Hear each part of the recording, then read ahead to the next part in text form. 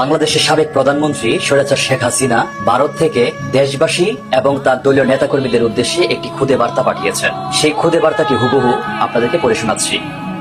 প্রিয় দেশবাসী, আমি পদত্যাগ করেছি শুধুমাত্র লাশের মিছিল যেন দেখতে না হয়। তোমাদের লাশের উপর দিয়ে ক্ষমতায় যেতে চেয়েছিল ওরা, আমি হতে দেইনি, ক্ষমতা দিয়ে এসেছি। ক্ষমতায় আমি থাকতে পারতাম যদি সেন্ট মার্টিন আর বঙ্গোপসাগর আমেরিকার কাছে ছেড়ে দিতাম। অনুরোধ রইল, তোমরা ব্যবহার হয়েও না।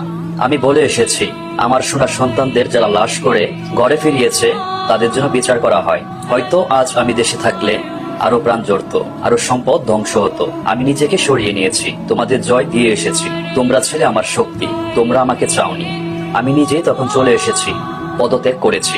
উনি আরো বলেন, আমার কর্মীরা যারা আছেন কেউ মনোবল হারাবেন না।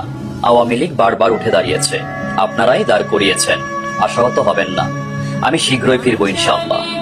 পরাজয় আমার হয়েছে, কিন্তু জয়টা আমার বাংলাদেশের মানুষের হয়েছে, যে মানুষের জন্য আমার বাবা আমার পরিবার জীবন দিয়েছে।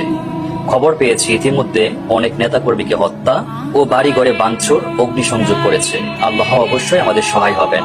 আমি আমার কোমলমতি শিক্ষার্থীদের আরো বলতে চাই, আমি কখনোই তোমাদের রাজাকার বলিনি। আমার কথাটা বিকৃত করা হয়েছে।